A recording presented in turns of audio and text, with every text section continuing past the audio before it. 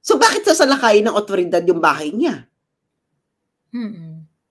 Now, kung yung dahil dun sa 2 Chinese national na dun sa bahay niya, Bex, ano yung kaso? Kung undocumented, you should have already said na itong ano nito ay nakadetain ngayon sa where? Bureau of Immigration. Preparing to be deported. Meron bang ganon? Wala. Girl, isa siyang malaking palaisipan kung bakit sinalakay. At yung media naman, hindi sinabi na wala, kung may nakita ba silang warrant of arrest, search warrant, or whatever. Anong kaso? Dapat nakalagay sa mugshot ang kaso, ha? Yun nga eh. Mugshot ng mga Chinese? Yan violation, undesirability, and harboring. Huh? Anong violation ng undesirability? Ano to?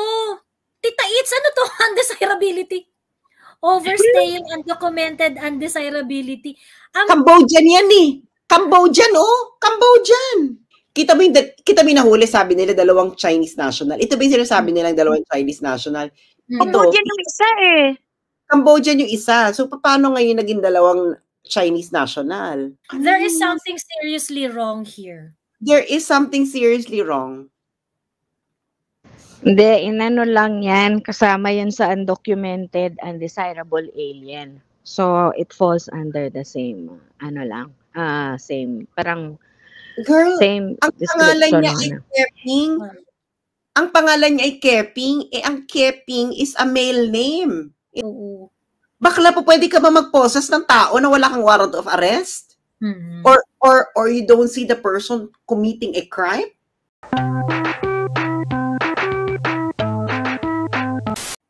Ano ba yung kwento mo tungkol kay Attorney Harry Roque, Sas?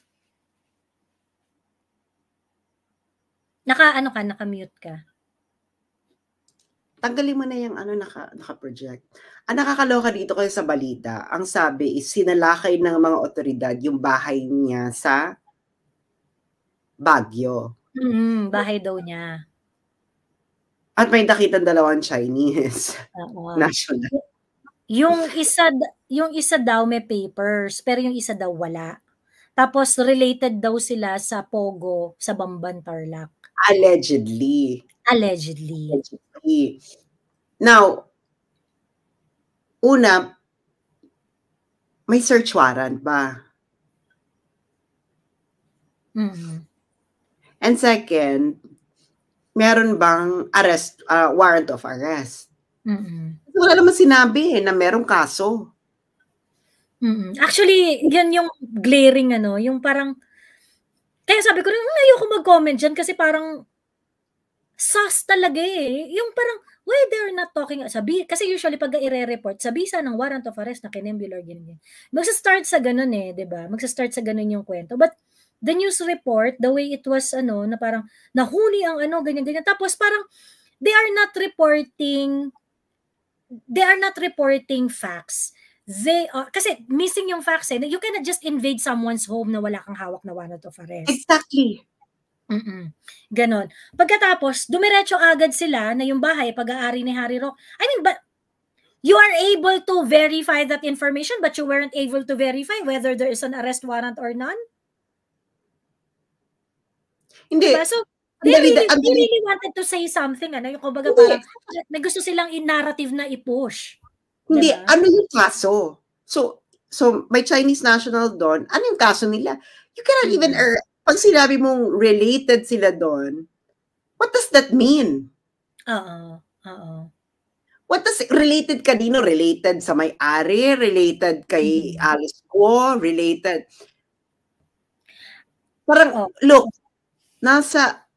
sa Baguio sila nakatira, sa Benguet. Pero, Benguet daw. Sa Benguet, and then, sa Bamban yung eksena. So, hindi malinaw eh. Na parang dapat sinabi nyo na ito ay dapat sinasabi nyo, pumunta sila dito dahil tinutugis ito ng otoridad sa bisa ng kasong ganito. Pero the thing is, ano yung kaso? Undocumented Chinese na. Hindi siya undocumented. Harry told me. Ayun.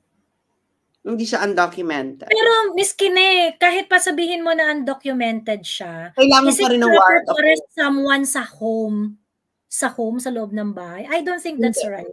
Hindi. I don't think that's right. You need a warrant of arrest, you need a search warrant in order to enter someone's home.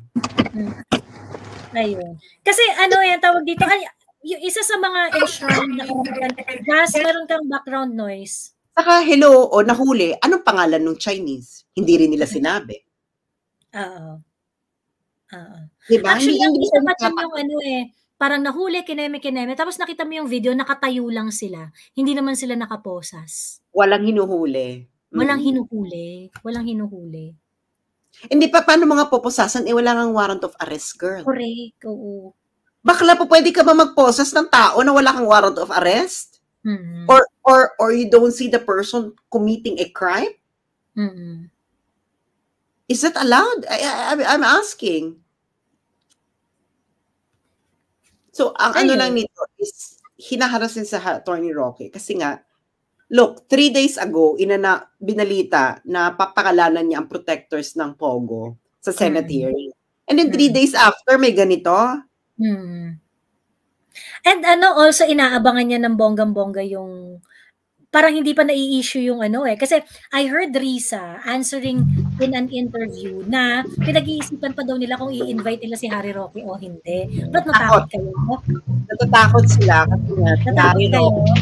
Ay naku, Joey, parang wala ka naman dun sa Hong Kong pinakita sa atin ang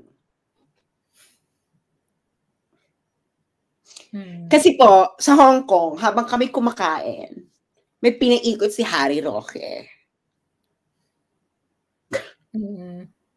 Kaso nga, may lawyer-client confidentiality. Kasi ganito, no? If you're a lawyer, girl, hindi mo kasalanan kung yung nilolawyeran mo, involved sa krimen or whatever. Kaya, girl, saan ka nakakita na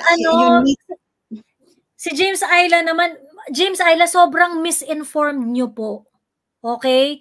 Si Harry Roque ay anti-Marcos yan ever since the world began. Okay? Kaya niya sinuportahan si BBM because of dahil Sara. Dahil si Sara. Okay? Ano sinasabi mong diehard BBM? Hindi yan diehard BBM. At actually, kahit nung election, sinasabi niya yun. Sinuportahan niya because of Sara. Sinuportahan niya because of Sara na siguro now is the time to let go, kineme, ganyan-ganyan. Handun siya hindi dahil fan siya ni BBM or dahil supportado niya si BBM. Handun siya for Inday. So yun ang eksena, no? So may pinaikot, papangalanan, and then nangyari itong sinalakay. Yung yung pinost ko nga, ang wording, sinalakay. Diba, sinalakay. Bakit mo sasalakayin? For what? May nabalitaan ba tayong kasong sinampa kay Roque? Anyone? Ito yung mga Pilipino, hindi nila naintindihan, no? Hindi, una-una, meron bang kaso laban kay Roque? None. So, bakit sasalakayin ng otoridad yung bahay niya? Now, kung yung dahil dun sa 2 Chinese national na dun sa bahay niya, Bex, ano yung kaso? Kung undocumented, you should have already said na itong nito ay nakadetain ngayon sa where? Bureau of Immigration. Preparing to be deported. Meron bang ganon? Wala. Girl, isa siyang malaking palaisipan kung bakit sinalakay. At yung media naman, hindi sinabi na wala, kung may nakita ba silang warrant of arrest, search warrant, or whatever. So ngayon, pati yung media natin, kasabwat. Oo. May picture na may parang mugshot sila. Ito Saan patingin? Teka. Anong kaso? Dapat nakalagay sa mugshot ang kaso, Mugshot ng mga Chinese? Yan Violation, undesirability, and harboring. Huh? Anong violation ng undesirability? Ano to? Tita It's, ano to? Undesirability. Overstaying, undocumented, undesirability. Cambodian yan eh. Cambodian, oh. Cambodian. Ano po, no? Kapag kunwari merong mugshot na ganyan, you have to identify the law that they violated. Hindi po pwedeng undesirability. Violation for being undesirable. Ano yun? Kailangan may batas. Kailangan may batas. Usually mga RARA. Yes, yung mga RARA. Hindi naman siya Chinese Cambodian. Ayan male Cambodian. Oo, Cambodian. Ano yung next? Ito rin mga pulis na parang hindi nag-iisip. Parang hindi sila pwede kasuhan after that. Wang Keping? Parang hindi siya There is something seriously wrong here. There is something seriously wrong. Hindi, lang yan. Kasama yan sa undocumented, undesirable alien. So, it falls under the same, same, parang, girl, same ang pangalan niya ay Keping. Ang pangalan niya ay Keping. Ang Keping is a male name in China. Saka ito may mukha. Yung nahulihan ng droga, walang mukha. Girl, Keping is a male name in China. Grabe, no? Keping is a male name in China.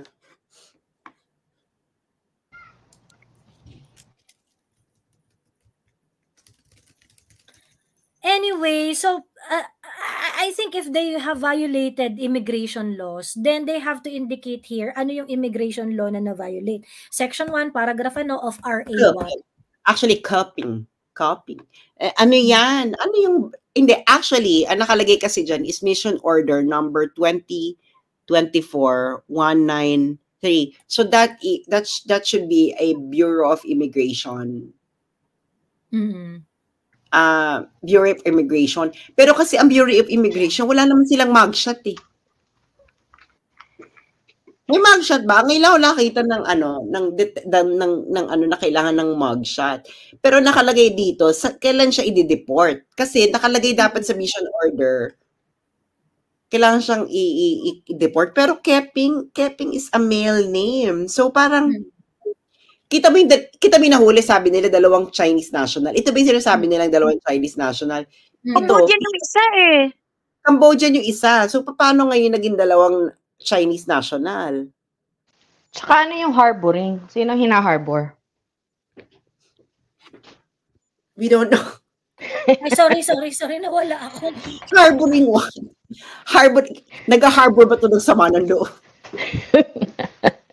Oo nga, nakakaloka nga. Parang, ba't ganun yung charges? Hindi, yan? At saka actually, you have to identify the exact paragraph that they violated dun sa law na in-identify. So, dapat yung mga yan, parang, hindi sa itong Wang Keping the Keping is actually a male name in China. And second, she doesn't look like someone who could afford to rent. Eto, dalawang Chinese nationals, pero yung isa Cambodian.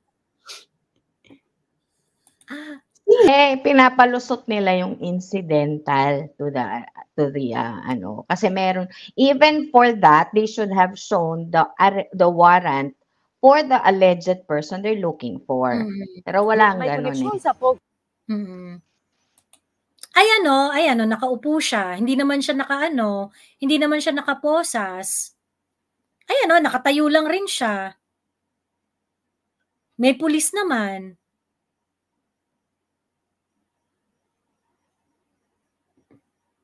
Diba? If it's an arrest, oh my God, what they did to those two foreigners na nakakahiya. Well, apparently, they would have some immigration issues kasi nga undocumented, no? Pero not to this extent. This is so much, again, overkill na naman to sa ginawa nila. Oo. Yung isa po sa kanila has a working visa, pero kinonsider po natin siya as maaaring nag-harbor ng illegal alien. Yung kasama niya po na isang Chinese national naman, walang maipakitang kaukulang dokumento. Hindi nga po pwede. How can they be two? Yung isa po sa kanila sa working visa, pero kinoconsider po natin siya as maaaring nag-harbor ng illegal alien. Girl, ang gulo-gulo, yung kasama niya. Bakit dalawa sino yung dalawang yun? Yung kasama niya po na isang Chinese national naman. Ano yung isa? Is it the Cambodian? Pero alam mo, look, yung mga nandoon is meron silang 9G visa. So yung mga tanim ano yan, girl? Oo. Ang nakakatakot dito, Sas, yung ganitong ganitong klaseng mga diskarte nila sa buhay. This may cause retaliation. Like for example, ang may working papers pala yung Cambodian, it looks like it Parang base sa kay Dana Sandoval, yung kasama raw na Chinese national, yun daw ang walang maipakitang kaukulang na dokumento. So ngayon, yung Cambodian, siya yung may working permit, yung ganon, meron siyang mga working visa. So ngayon, ang sabi nila, yung lalaki may problema din kasi makakasuhan siya na nag-harbor siya ng illegal alien. Now, Cambodian yung isang guy na nag-harbor kuno. I mean, I cannot really comprehend kung ano yung violation exactly. So wouldn't it be supposed to be the owner of the house that's harboring? Yes, allegedly the wife of, not this other guest. This is ridiculous. Diba? How can he harbor if you say that the house belongs to Harry Roque? Diba? Pero it's so weird kasi the name ng Chinese national is panlalaki babae yung. They capitalize on the malamang yan, on the difficulty in translation, yung ganyan. So kaya siguro yung babae parang baka ma'am, coordinate na lang, ganyan para walang mangyari sa inyong di maganda, yung mga ganyan. Kaya they were able, kasi they would really do not know how to protect their rights kasi mga aliens nga yung mga yan it's so strange kasi what is the undesirable because yung isa may working visa. Pero consider natin nag-harbor ng illegal alien. So yung sino yung illegal alien, yung babae? Akala ko ba dalawang Chinese national? Oo nga. Silang dalawa na yan. Those are the only two individuals apparently kahit incidental pa to, you cannot make this arrest. Ang nakakaloka, noon lang, nung sabi nung BI, posible na nag-harbor. Yes. Pumunta kayo doon, nakita niyo dalawa, may working visa, tapos sasabihin mo, ay, posibleng nag-harbor to. Ha! Correct. That's number, correct. Yan yung number. Kasi parang, yung blatant violation ng karapatan ng isang tao na maging safe sa bahay kung saan siya nagsistay is violated in broad daylight. Diba? Hindi, why did you go to the house of Harry Roque? Wala kayong search warrant, wala kayong warrant of arrest. Ang sinabi nyo nga lang is accidentally nakita nyo yung dalawa. So, hindi sila yung pakay ninyo. Ano yung pakay ninyo? And if it is the house of Harry Roque and the invasion of his, the intrusion in his house is legal, asaan yung kaso ni Atty. Harry Roque at yung warrant of arrest? Search warrant. Diba? Or yung search warrant. Correct. Sorry. Search warrant. Kasi si Harry Roque yung ninyo bahay ni Harry Roque yung gusto nyong i-search. Kasi you are saying na yung dalawang foreigner ay aksidente lang na nakita doon. So tama, dapat search warrant yung hawak ninyo. 'Di ba? Pag ako pa yan, unlawful entry ko yung mga yan eh. So nakakaloka yung nakakaloka yung mga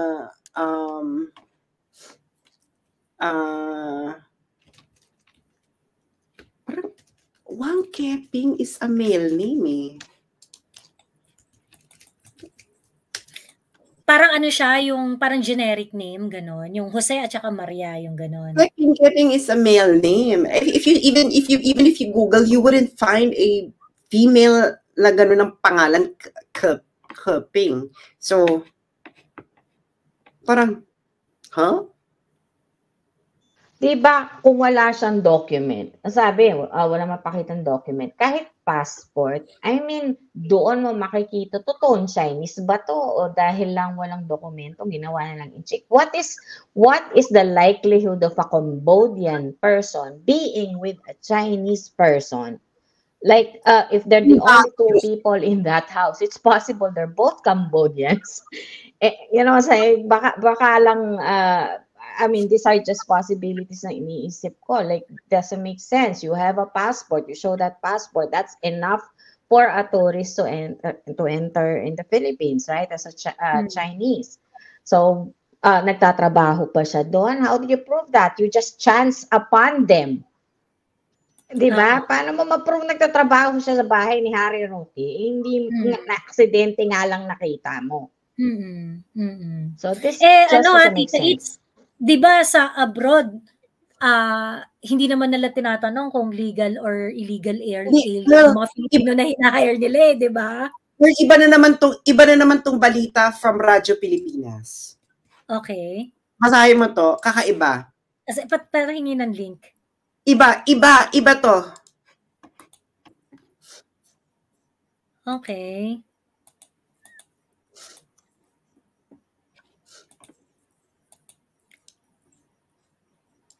Dalawang foreign national arestado sa sinagawang raid ng BI at PAOCC sa Benguet.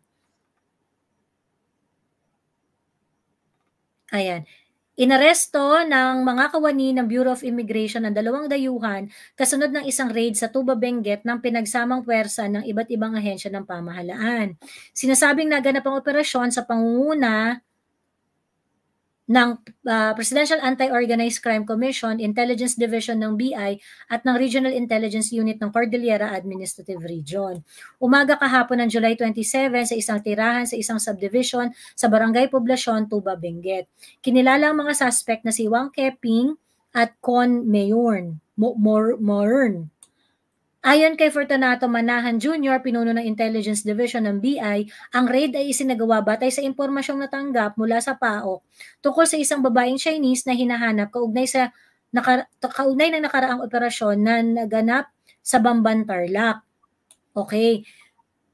So dapat nga may papel at okay. Gayon pero pa man, anong wala dyan sa balitang yan? Wala na si Roque. Wala si Roque. Wala sa picture. Hindi kinoconnect si Roque. May pangunahing target sa lokasyon. Sino yung pangunahing target? Bakit wala si Roque? Ba't hindi sinabi na sa bahay ni Roque? Yep. Di ba? Diba? Baka nagkataon lang din na dyan ang bahay ni Roque. Di ba? Baka nagkataon na merong bahay sa area si Roque. Si Attorney Harry Roque. At idinaan nila, kaya nakatayo yung suspect sa labas ng bahay. Girl, idinaan nila. Ay, nako. Idinaan nila kasi dapat may ano yun, bakit ka sa labas? Hindi ba dapat may video yan ng raid talaga? Na may video yan dapat eh. So, field trip muna, ganun, bago pinrases. Pwede rin na itong dalawang ito, kasi tingnan mo kita mo yung babae, paitaas mo yung picture, na tinakpan pa nila yung mata, Diyos ko day. Kita mo, girl, di ba yan daw yung may working visa? Ito yung may working visa, itong babae wala. Yung babae ang may working visa, girl, basahin mo uli yung yung news. Ba't sabi yung PRC National ang walang working visa? Iba, kita mo, kahit naman mayroong valid working visa si Wang. Saan? Ayan o, kahit naman mayroong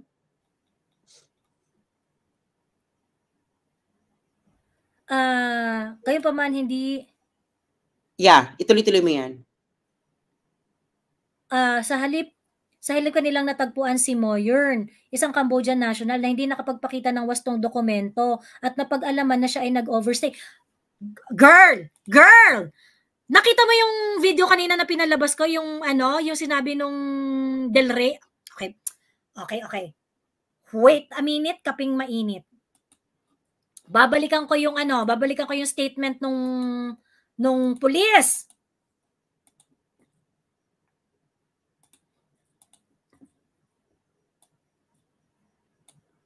Ayan yung isa po sa kanila sa working visa pero kinonsider po natin siya as maaaring nag-harbor ng illegal alien. Yung kasama po niya na isang Chinese national naman, walang maipakitang kaukulang dokumento. Okay, sino yung Chinese national? Yung babae, di ba? Yung Wang. According to Dana Sandoval, yung Chinese national walang working visa. According to Radyo Pilipinas. Radyo Pilipinas, ang walang working visa. Yung Cambodian. Ano ba talaga? Putang ina nyo. It is Dana Sandoval, Bureau of Immigration spokesperson yung nagsalita. Okay. Ulit, side by side natin. Dana Sandoval, sabi niya, yung kasama niya po na isang Chinese national naman, walang maipakitang kaukulang dokumento. Sila po ay naharap sa deportation charge, kinembot. Ganyan. Okay. Balik tayo sa Radyo Pilipinas.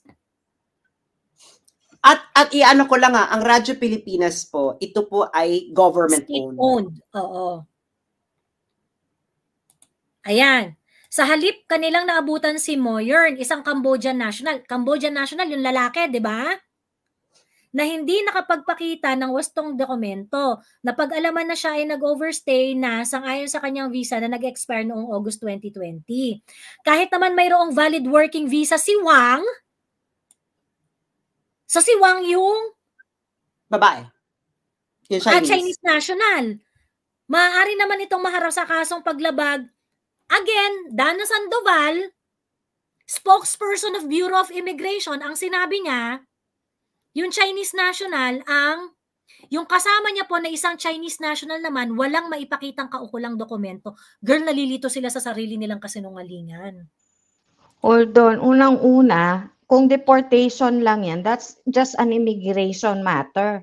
So, wala pa sila napoprove na criminal matter involved dyan. So, how can you harbor somebody that has not been proven to do anything criminal?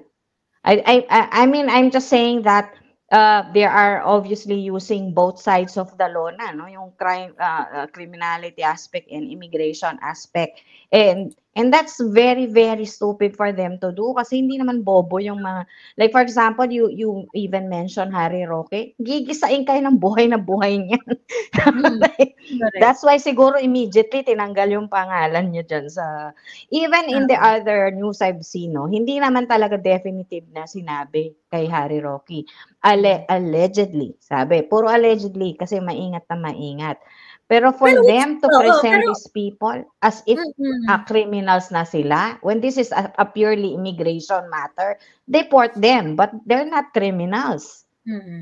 Yung kasing allegedly, Tita Eats, even if they're going to say the word allegedly, it must spring from something that is tangible. Diba? So, ibig sabihin, for example, natagpuan sila sa bahay ni Harry Roque, then, yung allegedly doon is yung crime imputed. But yung sasabihin mo na natagpuan sa bahay, you can just say allegedly doon sa imputation ng crime. But it has to be factual na nakita niyo talaga yung dalawang alien na yan sa bahay ni Attorney Harry Roque. Diba? Yes, but they want to create malice kasi. All of this news now, if you notice, they are always creating malice directed to whatever the entity that's obviously their opposition. Ganyan na yung ano nila, napapansin naman natin yan. Yan na yung tono ng kanta nila. Malice. Actually, hindi ko siniseryoso talaga itong kay Attorney Harry Roque. Kasi parang feeling ko, mag-e-explain yan si Attorney Harry Roque. I'm pretty sure kayang-kaya niya sagutin yan. But I did not expect that it is really this ridiculous. Di man yata umuwi eh. Di man sa uuwi para dyan. Ito pa, meron pang ibang balita sa naman to sa Philippine Star. Kasi lang yan eh, unang-una, kung bahay talaga yun ni Harry Roque, bakla, you will be penalized for entering the house without a search warrant. Tapos unlawful entry, oo. Unlawful entry, ano yung Bureau of Immigration Operation? What is your authority to enter someone's house as a Bureau of Immigration of May something wrong talaga dun sa yung PAOK na, yung PAOCC, yung secretary dyan, nakausap yan ni TP eh. Tapos yan yung nagsabi na, na lang 40 na nga lang yung registered POGO ngayon eh, pagkatapos yung iba, kasi hindi namin alam, ba't di na sila nag-renew, ganyan-ganyan, ineme, yung ganyan. Pagkatapos yung parang, bakla, hindi nag-renew kasi naka-hold yung application. Nung kinausap ko lang siya ni TP, sabi ko, parang may sapak parang itong not very bright tong secretary ng PAOCC.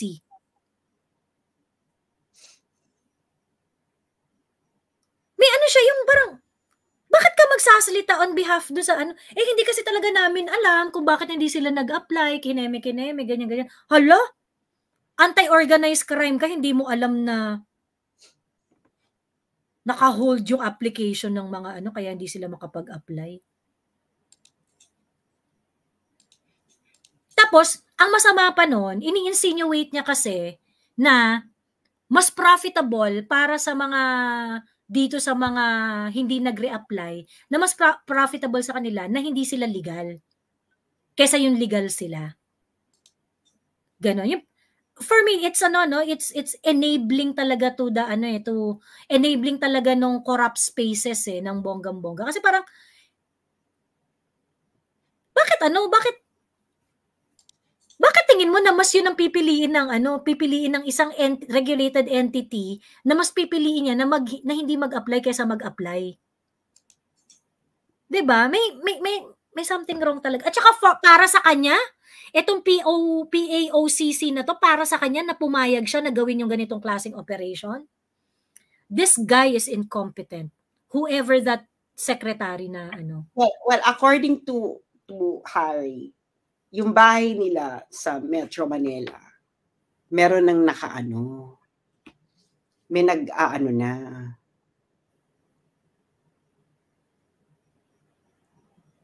I'm pretty sure. Yes. Lang yan, tanim to. Oo. Well, ang daming badges ng ang daming badges ng kalokohan eh. The mainstream media cannot get the story straight. Okay? The mainstream media cannot get the story straight. They cannot identify the exact violation.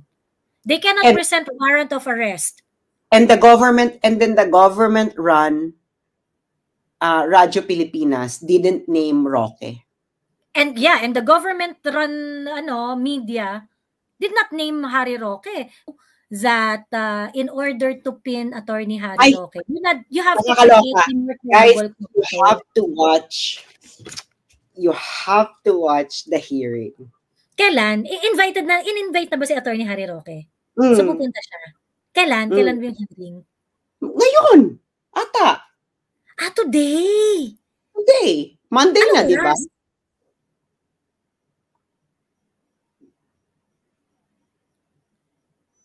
What a coincidence, di ba? Tingnan mo. Nakakaloka yung opening statement ni Harry. Ay, taray. Later, shit. Mukhang magde-detonate ng bomba si Nakakuha na ng permission si Harry na i-breach ang client-lawyer confidentiality. Oh, wow. That's big. Wow. Parang ganon. Parang ganon. Parang nakakuha na siya ng permission. Oo, kasi hindi mo isa-sacrifice yan eh. It's very sacred. It's the same as a journalist having yung kanilang mga source, hindi mo i-breach kahit anong gawin. Pero pag naman binigay yung go signal and no holds barred, siyempre, sabi nga kahit criminal yung i-defend mo, trabaho kasi na abogado, no, to give equivalent rights kay criminal ka or innocent ka eh. Joey, kung ano yung pinakita sa atin? Ayun yung ano.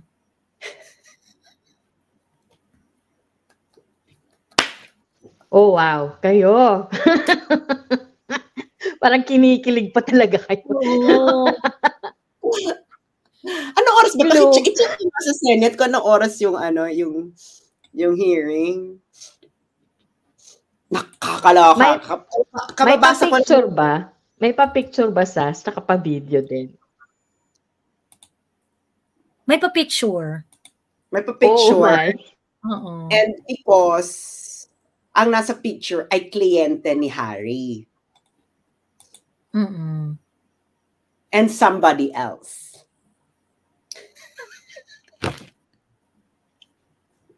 Hala.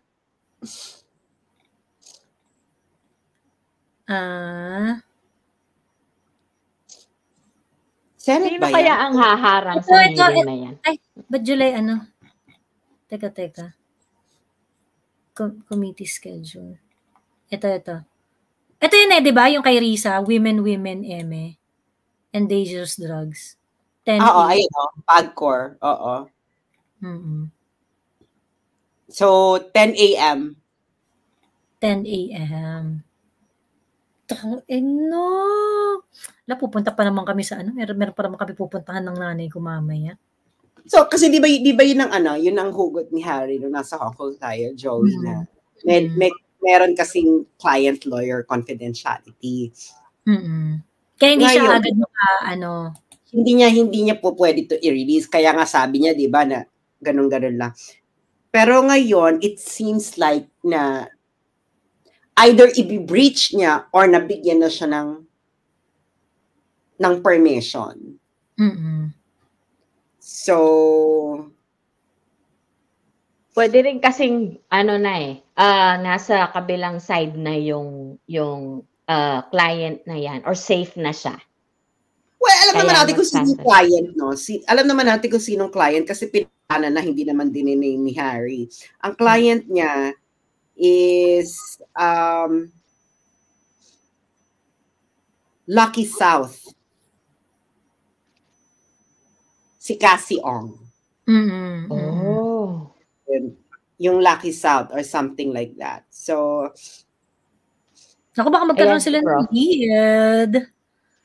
Hindi siya mag-executive session. Hindi papayag. Very good. Hindi. Kasi, nagigil si Harry na na magpumunta ng Senate. Gusto nga niyang ma-invite talaga eh. Ito na nga, pupunta na siya. Pero pinag-iisipan nila, pero pupunta siya.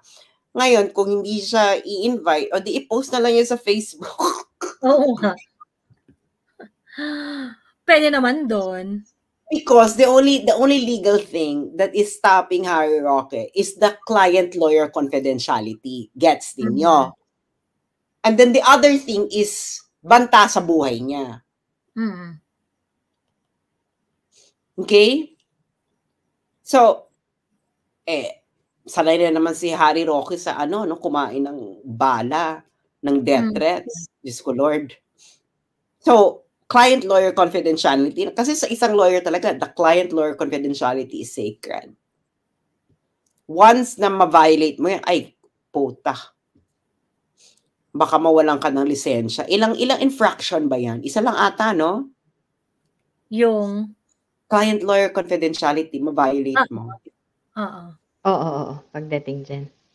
Pero, yung process lang, mahaba. Pero, ay exciting pala yan. Tingnan natin bukas kung anong magiging ni Risa at iba pang mga senador. Ano itsura ng mga yan, Kasi si Harry is very unpredictable din eh. So, talaga talaga just bait vibe, kahit isang violation ng client-lawyer confidentiality, ano ka na? Oo, yung disciplinary action yan, medyo mahaba kasi. So, aabot pa dun sa magsa-Supreme Court pa yan. So, it's not automatic na ganun. Pero this is a major infraction. Yes, it may cause disbarment. Oh, pero yun, no? At this point, si Attorney Glenn Chong nga, 5 na yata yung disbarment ongoing. Sige pa rin. So right now, for all the lawyers, hindi nila masyadong siniseryoso. Actually, kahit hindi matuloy sa Supreme Court yung the mere fact na meron kang ganong kaso, parang maapektuhan naman yung pagtanggap. Professional. Oo, correct. Kasi people are not going to come to you anymore. Kasi baka mauwi niya, maging ka na lang, notary public. Or or baka hindi ka na makatanggap ng malalaking kaso na, kasi usually, yung mga malalaking kaso, yun talagang pinaka-bongga ang client-lawyer confidentiality, no? Na eksena. Pero yun na nga, Oo, may notice yan na may pending review or may pending action against you. So, it will really, really turn off the possible clients. So yun ang eksena. So, parang, I think they're trying to stop Roque from saying something. Kaya kinabit-kabit sa kanya tong parang I think panakot to sa kanya. Actually kasi naman kung si Roque is yung kliyente niya Chor Valens, and then eto palang Emerut, ay may Emerut Kemerut, talagang tatakutin ka. Diba? Basta tatalbog sa kanilang lahat yung mga pinagkakamin nila kayo. Oo, na parang lalamunin nyo lahat. Kasi, parang yung binabato nila ng tae si Attorney Harry Roque. Tapos si Attorney Harry Roque, hawak ng electric fan. Oo. Yung tae, pagka ginano niya electric fan, lilipad sa kanila pabalik, tas iba-ibang direction. Oo, alam niya, kasi nga, kliyente niya yung nandun Ayun.